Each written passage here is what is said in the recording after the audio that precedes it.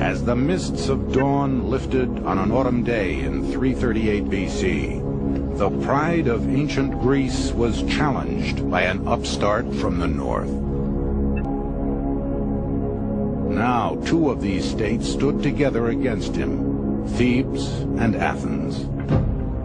In the summer of 339 BC, Philip led his men south, toward the Greek heartland. Their very march was revolutionary. Philip banned the trains of wagons that slowed an army. Each infantryman carried his own weapons and mess kit. Before Philip, Macedonian warfare had been the preserve of nobles riding small ponies in wild charges. Philip would drill his cavalry as rigorously as his infantry and train them to ride in a wedge-like formation as formidable as the phalanx. Striking the enemy line at its weakest point, his horsemen would drive it apart. It was another revolution in warfare.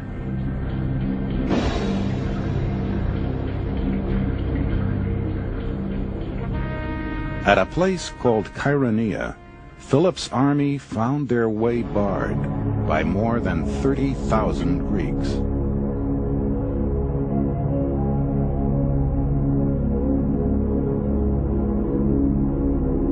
They wore heavy bronze armor and advanced with their short spears held at the shoulder. When they locked in combat, they would thrust at Philip's men from behind. The Macedonians under Caenis had a singular advantage. A sarissa, a pike up to 20 feet long, held underarm and tipped with a foot-long blade. Row upon row, bristling with pikes. This was the Macedonian phalanx.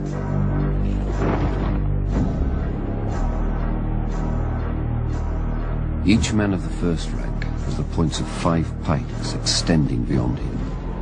Those further back than the 5th rank hold theirs slanting over the shoulders of those in front, so as to protect the whole formation, keeping off by this serried mass of pikes all missiles. The first and last ranks wore heavy breastplates. The troops within the phalanx, needing only a light shield, were relieved of the burden of armor, and Philip was relieved of its cost. Thus could he field such a large army. So long as its lines remained unbroken, this forest of pikes could not be penetrated.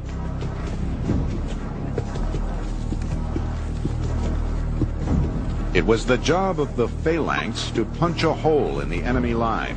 Then the companions, the elite Macedonian cavalry, would drive their wedge through it.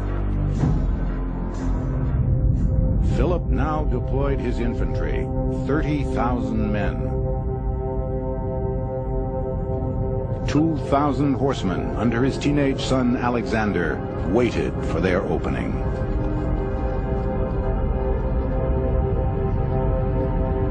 Horses and men, gleaming not with gold, not with multicolored clothes, but with iron and bronze.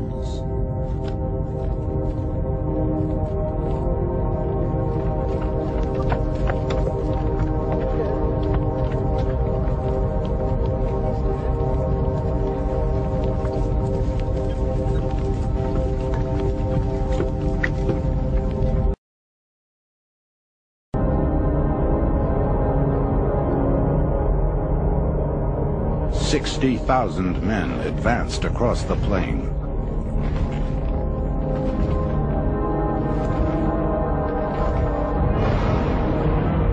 At the height of the battle, Philip signaled his right flank to steadily fall back.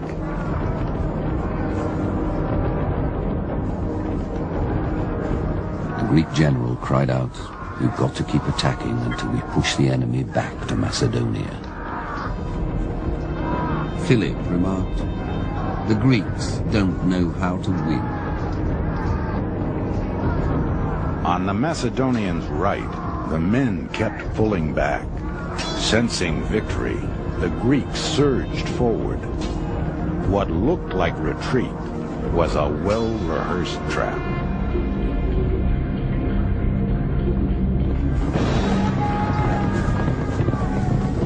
As the Greeks charged, their lines split.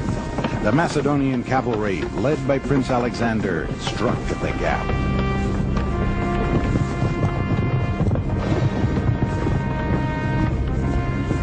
The whole Greek line buckled and broke. Vulnerable without their phalanx, they were run down by Philip's horsemen.